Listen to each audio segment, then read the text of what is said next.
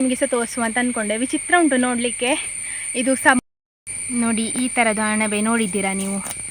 Different ಉಂಟಲ್ಲ ನೋಡಲಿಕ್ಕೆ. ಅಣಬೆ ನೋಡಿ, ರೆಡ್ ಕಲರ್ ಆಗುವಂಥದ್ದು. ಹೋದಾಗೆ ಚಾಪೆ ಸಣ್ಣದಾಗ್ತದೆ, ಮತ್ತು ಹಾಕುವ ಹಗ್ಗ ಉಂಟಲ್ಲ ಅದು ಕೂಡ ಕಡಿಮೆ ಆಗ್ತದೆ ಆ ಥರ. ಈಗ ನೋಡಿ ಹೀಗೆ ಕಜ್ಜು ಮತ್ತು ಅವನ ಕುഞ്ഞು ನೋಡಿ, ನಮ್ಮ ಬೇಲಿಯ ಬದಿಗೆ ನೀರು ತುಂಬ್ತದೆ. ಹಾಗೆ ಅಂದರೆ ಇದು ಕಳೆದ ವರ್ಷ ಸ್ವಲ್ಪ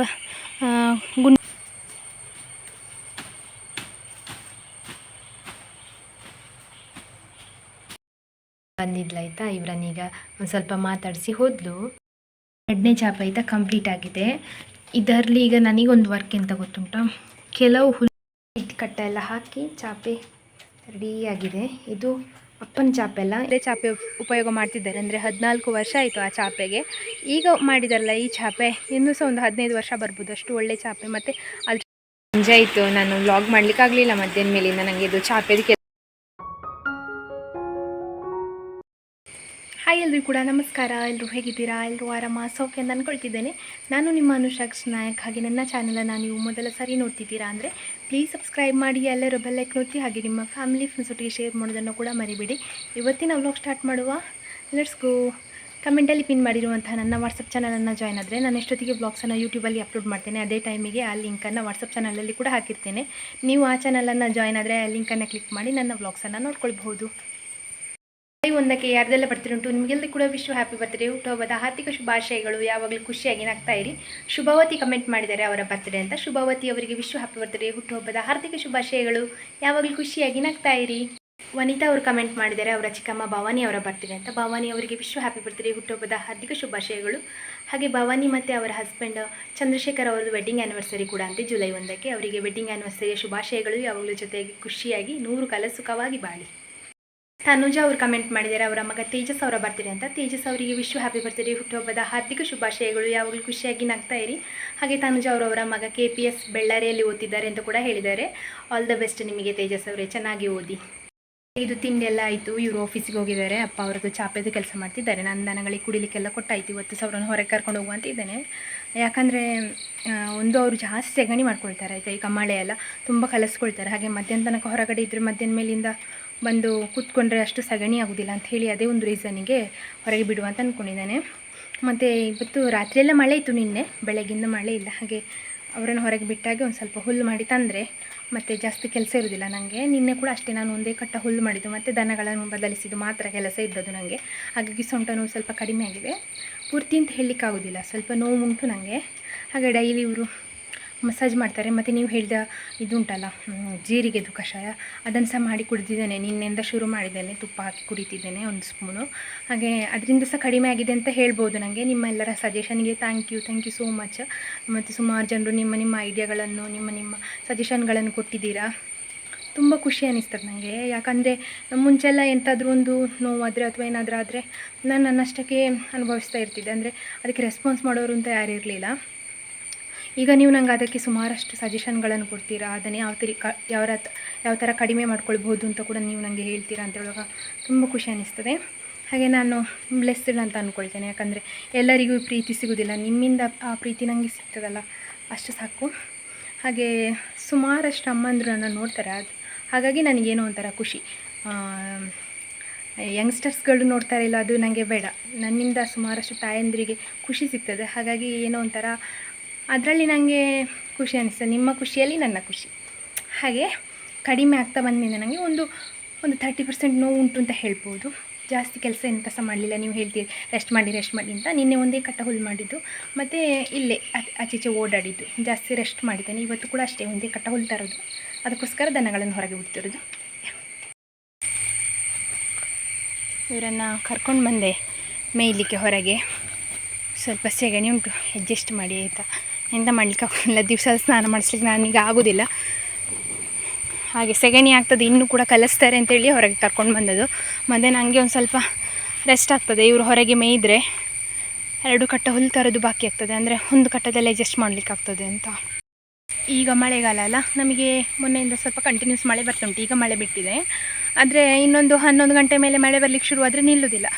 ಹಾಗೆ ಈಗ ನಮ್ಮ ಕಾಡಲ್ಲೆಲ್ಲ ವಿಚಿತ್ರ ವಿಚಿತ್ರ ಅಣಬೆಗಳು ಏಳಲಿಕ್ಕೆ ಶುರುವಾಗಿದೆ. ಅಂದರೆ ಅಣಬೆಗಳದ್ದು ಸೀಸನ್ ಅಲ್ಲ ಇವಾಗ, ಅಂದರೆ ಎಡಿಬಲ್ ಅಲ್ಲ, ತಿನ್ನುವಂಥದ್ದಲ್ಲ, ನೋಡಲಿಕ್ಕೆ ಚೆಂದ ಉಂಟು. ಹಾಗೆ ನಿಮಗೆ ಸಹ ತೋರಿಸುವ ಅಂತ ಅಂದ್ಕೊಂಡೆ. ವಿಚಿತ್ರ ಉಂಟು ನೋಡಲಿಕ್ಕೆ. ಇದು ಸಮುದ್ರದ ಕೆಳಗಡೆ ಎಲ್ಲ ಕೆಲವರೆಲ್ಲ ಡೈವಿಂಗ್ ಮಾಡ್ತಾರೆ ನೋಡಿ, ಅವಾಗೆಲ್ಲ ಇರ್ತದೆ ಆ ಥರನೇ ಉಂಟು ನೋಡಲಿಕ್ಕೆ. ಮತ್ತು ಕೆಲವರೆಲ್ಲ ಫಿಶ್ ಟ್ಯಾಂಕಲ್ಲೆಲ್ಲ ಕೆಲವರೆಲ್ಲ ಹಾಕ್ತಾರೆ, ಆದರೆ ಅದು ಸಸ್ಯ, ಇದು ಅಣಬೆ. ನೋಡಲಿಕ್ಕೆ ಒಂಥರ ಡಿಫ್ರೆಂಟ್ ಉಂಟು. ಹಾಗೆ ನಾನು ಕಳೆದ ವರ್ಷದಿಂದ ನೋಡಲಿಕ್ಕೆ ಶುರು ಮಾಡಿದ್ದು ಇಷ್ಟು ಟೈಮಲ್ಲಿ. ಇವಾಗ ಆಗಿದೆ, ತೋರಿಸ್ತೇನೆ ನೀನು. ಇಲ್ಲಿ ನಿಮಗೆ ಇಲ್ಲಿ ಉಂಟು ನನ್ನ ಹತ್ರನೇ, ಇಲ್ಲಿ ರೆಡ್ ಕಾಣ್ತುಂಟಲ್ಲ, ಇದೆ ನೋಡಿ. ಈ ಥರದ ಅಣಬೆ ನೋಡಿದ್ದೀರಾ ನೀವು? ಡಿಫ್ರೆಂಟ್ ಉಂಟಲ್ಲ ನೋಡಲಿಕ್ಕೆ. ಎಲ್ಲ ಕಡೆ ಬೇರೆ ಬೇರೆ ಥರ ಇರ್ತದಲ್ಲ, ಇದೊಂದು ಬೇರೆ ಥರ ಅಣಬೆ. ಬುಡದಿಂದಲೇ ಸುಮಾರಷ್ಟು ಬಂದಿರ್ತದೆ, ಕಡ್ಡಿ ಕಡ್ಡಿ ಥರ. ಅದು ಮಳೆಗಾಲದಲ್ಲಿ ಮಾತ್ರ ಆಗೋದು. ನೋಡಿ ಹೇಗೆ ಉಂಟಲ್ಲ, ಚೆಂದ ಉಂಟಲ್ಲ, ಡಿಫ್ರೆಂಟ್ ಉಂಟು ನೋಡಲಿಕ್ಕೆ. ಮಳೆಗಾಲದಲ್ಲಿ ಈ ಅತಿಥಿಗಳು ಕೂಡ ಜಾಸ್ತಿ. ಈಗ ತೋಟಕ್ಕೆ ಹೋದರೆ ಇಲ್ಲ ಕಾಡಿಗೆ ಹೋದರೆ ದನಗಳನ್ನು ತರಿಸ್ಲಿಕ್ಕೆ ಹೋದರೆ ಇಂಥದ್ದೊಂದು 10 ಸಾಮಾನ್ಯ. ಕಚ್ಚಿದರೆ ಗೊತ್ತಾಗ್ತದೆ ನಮಗೆ, ಇಲ್ಲಾಂದರೆ ಕೆಲವೊಮ್ಮೆ ಗೊತ್ತಾಗೋದಿಲ್ಲ. ರಕ್ತ ಹೀರಿ ಬಿದ್ದಾದಮೇಲೆ ನನಗೆ ಜಿಗಣೆ ಕಚ್ಚಿತ್ತು ಅಂತ ಅನಿಸ್ತದೆ, ಆಯಿತಾ. ಈಗ ಇದು ಕಚ್ಚೋಕ್ಕಿಂತ ಮುಂಚೆ ಗೊತ್ತಾಯಿತು, ಇಲ್ಲಾಂದರೆ ರಕ್ತ ಹೀರಿ ಬಿದ್ದಾದಮೇಲೆ ಗೊತ್ತಾಗ್ತದೆ, ಇದು ಜಿಗಣೆ ಹಚ್ಚಿದ್ದು ಅಂತೇಳಿ. ಹಾಗೆ ನೋಡಿ ಅಣಬೆ ನೋಡಿ, ರೆಡ್ ಕಲರ್ ಆಗುವಂಥದ್ದು. ಇದು ಇನ್ನೂ ಒಂಥರ ಚಂದ, ಜಾಸ್ತಿ ರೆಡ್. ಈಗ ಸಹ ಎಡಿಬಲ್ ಏನಲ್ಲ ನೋಡಲಿಕ್ಕೆ, ನೋಡಿ ಚಂದ. ಇನ್ನೂ ಡಿಫ್ರೆಂಟ್ ಟೈಪ್ ಇದು ಬರ್ತದೆ, ಆಯಿತಾ. ಇದು ನೋಡಿ ಹೀಗಿರ್ತದೆ, ಕೊಡೆ ಥರ. ಈ ಕೋಳಿ ಇಲ್ಲಿ ಸಹ ಉಂಟು ಸುಮಾರು. ಮಳೆಗಾಲ ಅಂದರೆ ಅಣಬೆಗಳದ್ದು ಮೇಳ ಅಂತ ಹೇಳ್ಬೋದು. ಹಾಗೆ ನಾನು ಇವತ್ತು ನಿಮಗೆ ಡಿಫ್ರೆಂಟ್ ಅಣಬೆ ತೋರಿಸ್ತೇನೆ, ಆಯಿತಾ. ದನಗಳನ್ನು ಬಿಟ್ಟಾದಮೇಲೆ ನಾನು ತೋಟಕ್ಕೆ ಬಂದೆ. ಈಗ ಒಂದು ಹಲಸಿನಕಾಯಿ ಬಿತ್ತಿದೆ, ತಗೊಂಡು ಬರಲಿಕ್ಕೆ ಹೇಳಿದ್ರು ಅಪ್ಪ. ಹಾಗೆ ಇಲ್ಲೆಲ್ಲ ಹುಡುಕ್ತೇನೆ, ಸಿಗ್ತವೇ ಇಲ್ಲ. ಮತ್ತು ಬಲ್ಲೆ ಮಧ್ಯದಲ್ಲಿ ಉಂಟು, ಅದನ್ನೀಗ ಕೊಂಡೋಗಬೇಕು. ಮತ್ತು ನಮ್ಮಲ್ಲಿ ಹಲಸಿನ ಹಣ್ಣು ಉಂಟಲ್ಲ, ಹಣ್ಣು ಬೀಳ್ತದೆ, ಕಾಯಿ ಬೀಳ್ತದೆ, ಬೆಳೆದದು ಬೀಳ್ತದೆ. ಹಾಗೆ ಅದನ್ನು ಹಣ್ಣಾದಮೇಲೆ ಉಪಯೋಗ ಮಾಡೋದು ಅಂತಾದರೆ ಮಾಡೋದು, ಇಲ್ಲಾಂದರೆ ದನಗಳಿಗೆ ಕೊಡೋದು. ಹಾಗೆ ಭಾರ ಉಂಟ ಅಂತ ಗೊತ್ತಿಲ್ಲ, ಕೊಂಡೋಗುವ. ಸ್ವಲ್ಪ ಕೊಳ್ತಿದೆ, ನನಗೆ ಎತ್ತಲಿಕ್ಕೆ ಆಗೋದಿಲ್ಲ, ಅಷ್ಟು ಭಾರ ಉಂಟಿದು. ಹಾಗೆ ಇನ್ನೂ ಜಾಸ್ತಿ ಎತ್ತಿ ನನಗೆ ಇನ್ನೂ ಸೊಂಟ ನೋವು ಮಾಡ್ಕೊಳ್ಳೋದು ಬೇಡ. ಅಪ್ಪ ಬಂದ ಮೇಲೆ ಅವ್ರು ತಗೊಂಡು ಹೋದಾರೆ, ಇಲ್ಲಾಂದರೆ ಸಂಜೆ ಅವ್ರ ಹತ್ರ ಕೊಂಡೋಗ್ಲಿಕ್ಕೆ ಹೇಳ್ತೇನೆ. ನಂಗೆ ಆಗಲಿಕ್ಕಿಲ್ಲ ಎತ್ತಲಿಕ್ಕೆ, ಯಾಕಂದ್ರೆ ನನ್ನ ಸೊಂಟದಿಂದ ಮೇಲೆ ಎತ್ತಲಿಕ್ಕೆ ಆಗ್ತಾಯಿಲ್ಲ ನನಗೆ. ಮೊದಲಿನ ಹಾಗಿದ್ದರೆ ಅಂದರೆ ನನಗೆ ಮೊದಲೊಂದು ಹಠ ಇರ್ತಿತ್ತು, ಇದನ್ನು ಎತ್ಕೊಂಡು ಹೋಗಲೇಬೇಕು, ನಾನು ಎತ್ಕೊಂಡು ಮನೆಗೆ ತಲುಪಿಸ್ತೇನೆ ಅಂತ.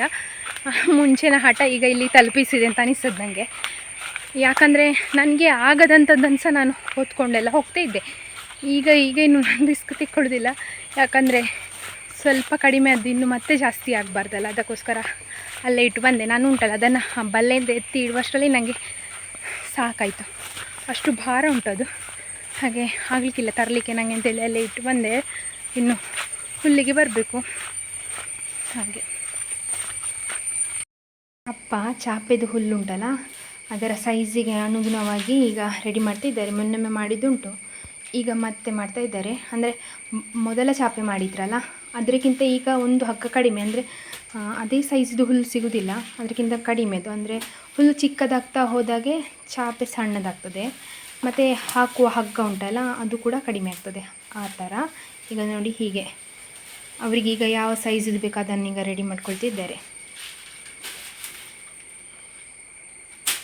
ಹೀಗೆ ಚಾಸಬೇಕಂತೆ. ಈಗ ಸ್ವಲ್ಪ ಹೆಂಡು ಬಂದರು.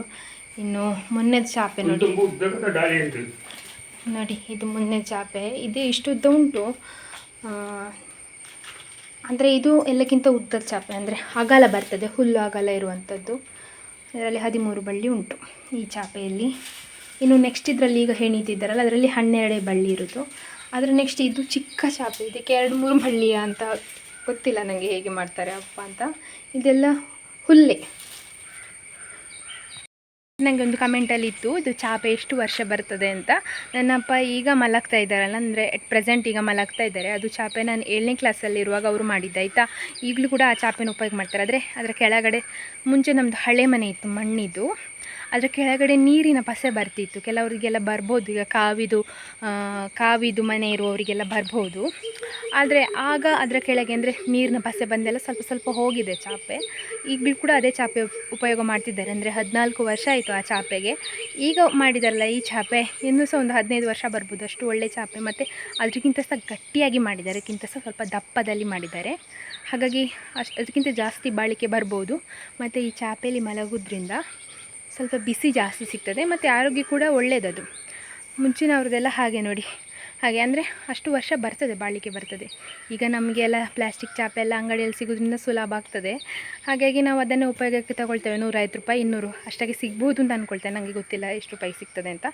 ಬಟ್ ಈ ಚಾಪೆ ಉಂಟಲ್ಲ ಜಾಸ್ತಿ ರೇಟ್. ಈಗ ನೀವು ರೋಡ್ ಸೈಡೆಲ್ಲ ಕೆಲವರೆಲ್ಲ ಹೀಗೆ ಕೈಯಲ್ಲಿ ಮಾಡಿದ್ದು ಕೇಳಿ ಅವರು ಜಾಸ್ತಿ ಹೇಳ್ತಾರೆ. ಆಗ ನಮಗೆ ಜಾಸ್ತಿಯಾ ಅಂತ ಅನಿಸ್ಬೋದು. ಈಗ ನನ್ನ ಅಪ್ಪನ ಶ್ರಮ ನೀವು ನೋಡಿದ್ದೀರಲ್ಲ, ಆಗ ನಿಮಗೆ ಗೊತ್ತಾಗ್ಬೋದು ಎಷ್ಟು ಶ್ರಮ ಉಂಟು ಈ ಚಾಪೆಗೆ ಅಂತ. ಹಾಗಾಗಿ ಅವರು ಅದೇ ತಕ್ಕಂತೆ ರೇಟ್ ಹೇಳ್ತಾರೆ. ಹಾಗೆಯಾ ಕಜ್ಜು ಮತ್ತು ಅವನ ತಂಗಿ ತಮ್ಮ ಎಲ್ಲ ಹೊರಗಡೆ ಆಟಾಡ್ತಾ ಇದ್ದಾರೆ. ಸ್ವಲ್ಪ ಮಳೆ ಇಲ್ಲ ಇವತ್ತು, ಇಲ್ಲಾಂದರೆ ಒಲೆ ಹತ್ತಿರ ಕಾಯಂ ಇವರು. ಕಜ್ಜು, ಮುದ್ದು ಕಜ್ಜು.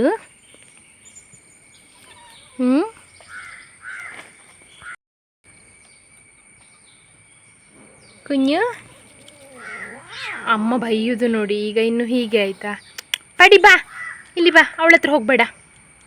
ಅವಳು ಮನಸ್ಸಿದ್ರೆ ಮಾತ್ರ ಆಯಿತಾ, ಇಲ್ಲಾಂದರೆ ಬಾರಿಸುದೆ. ಪಾಪ ನಂಗೆ ಬೇಜಾರಾಗೋದು ಅಂತ ಆಗ. ಅಮ್ಮನೇ ನೋಡ್ಕೊಳ್ಳಿಲ್ಲ ಆದರೆ ಹೇಗೆ ಅಂತ. ಇನ್ನಂದರೆ ಅವ್ರದ್ದು 3-4 ತಿಂಗಳು ಅಷ್ಟೇ ನೋಡ್ಕೊಳ್ಳೋದು ಅಮ್ಮ, ಮತ್ತೆ ನೋಡ್ಕೊಳ್ಳೋದಿಲ್ಲ. ಅವಳನ್ನು ನೋಡಿ, ನಾಳೆಗೆ ಹೊರಗೆ ಕೂತಿದ್ದಾಳೆ ನೋಡಿ. ನಮ್ಮ ಬೇಲಿಯ ಬದಿಗೆ ನೀರು ತುಂಬ್ತದೆ. ಹಾಗೆ ಅಂದರೆ ಇದು ಕಳೆದ ವರ್ಷ ಸ್ವಲ್ಪ ಗುಂಡಿ ಮಾಡಿಸಿ ಇಲ್ಲಿ ಮೇಲೆಗೆ ಮಣ್ಣು ಹಾಕಿದ್ದಲ್ಲ. ಕಳೆದ ವರ್ಷ ಅಂದರೆ ಇದೇ ಬೇಸಿಗೆಯಲ್ಲಿ ಹಾಕ್ಸಿದ್ದು. ಈ ಮಳೆಗಾಲದಲ್ಲಿ ಎಂತಾಗ್ತಂತ ಗೊತ್ತಿಲ್ಲ, ಯಾಕಂದರೆ ಇಲ್ಲಿ ನೀರು ತುಂಬ್ತದಲ್ಲ. ಹಾಗೆ ಆಗ ಹೇಗಿರ್ತದೆ ಪರಿಸ್ಥಿತಿ ಅಂತ ಗೊತ್ತಿಲ್ಲ. ಇಲ್ಲಾಂದರೆ ಈ ಟೈಮಿಗೆ ಈ ಗ್ರೀನಲ್ಲಿ ಕಾಣ್ತದಲ್ಲ, ಇಲ್ಲಿ ಗ್ರೀನ್ ಕಾಣೋದಿಲ್ಲ, ಯಾವಾಗಲೂ ಕೆಂಪು ನೀರು ತುಂಬಿರ್ತಿತ್ತು. ಆದರೆ ಈ ವರ್ಷ ಮಳೆ ಲೇಟ್ ಅಂತ ಹೇಳಿ ಏನು ಕೂಡ ಇಲ್ಲ. ಆದರೆ ನಮ್ಮ ಕಪ್ಪೆಗಳು ಇದ್ದ ಕ್ರಿಮಿಕೀಟಗಳು ಬೊಬ್ಬೆ ಹೊಡಿತಾರೆ ಮಳೆ ಬರಲಿಕ್ಕೆ ನೋಡಿ ಅಂತೆ.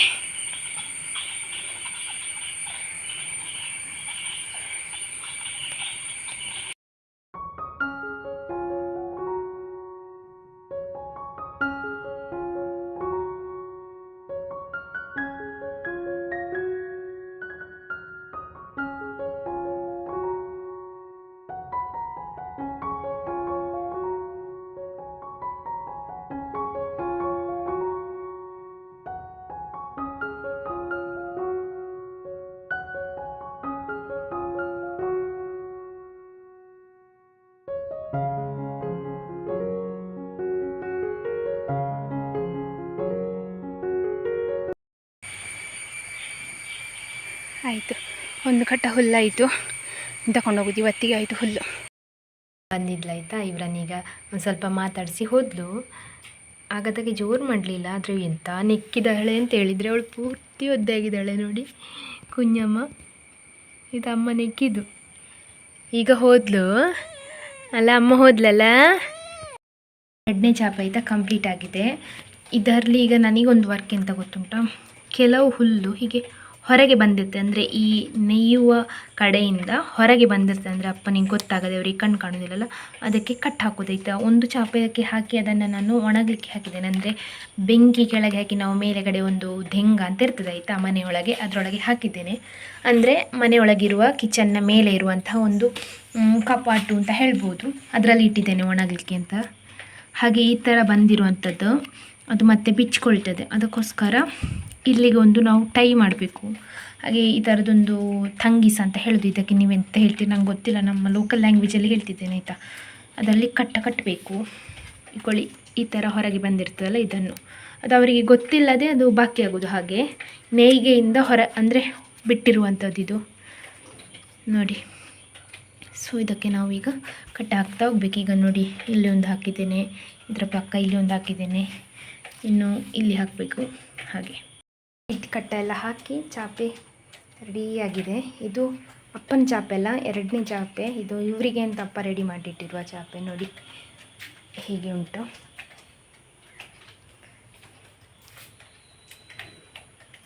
ಚೆಂದಾಗಿದೆ ಅಲ್ಲ. ಸಂಜೆ ಆಯಿತು, ನಾನು ವ್ಲಾಗ್ ಮಾಡಲಿಕ್ಕಾಗಲಿಲ್ಲ ಮಧ್ಯಾಹ್ನ ಮೇಲಿಂದ. ನನಗೆ ಇದು ಚಾಪೆದು ಕೆಲಸ ಇತ್ತು, ಮತ್ತು ಅಪ್ಪನಿಗೆ ಅದು ಚಾಪೆದು ಬಳ್ಳಿ ಕಟ್ಟಲಿಕ್ಕೆ ಹೋಗಿ ಹೆಲ್ಪ್ ಮಾಡಲಿಕ್ಕೆ ಇತ್ತಾಯ್ತಾ, ಹಾಗೆ ವ್ಲಾಗ್ ಮಾಡಲಿಕ್ಕೆ ಆಗಲಿಲ್ಲ. ಮತ್ತು ಎಂತ ಅಂದರೆ ನಮಗೆ ಮಧ್ಯಾಹ್ನ ಮೇಲಿಂದ ಮಳೆಯೇ, ಬೇರೆ ಎಂಥ ಕೆಲಸಕ್ಕೆ ಹೋಗಲಿಲ್ಲ. ಈಗ ಒಂದು ಕಟ್ಟ ಹುಲ್ಲು ತರೋದಲ್ಲ, ಮಧ್ಯಾಹ್ನ ತನಕ ಬಿಸಿಲಿತ್ತು ಚೆಂದ. ಬಿಸಿಲಂದರೆ ಮಳೆ ಅಂತ ಇರಲಿಲ್ಲ, ಈಗ ಮಳೆ ಬರ್ತಾನೇ ಉಂಟು ಕಂಟಿನ್ಯೂಸ್. ಹೀಗೆ ಚಿರಿಪಿರಿ ಚಿರಿಪಿರಿ ಮಳೆ, ಜೋರಂತ ಅಲ್ಲ. ನಿಮ್ಮ ಕಡೆ ಎಲ್ಲ ಮಳೆ ಶುರುವಾಗಿದೆ ಅಂತ ಹೇಳಿ ನನಗೆ ಕಮೆಂಟಲ್ಲಿ ಆಯಿತಾ. ಬಾಯ್ ಬಾಯ್.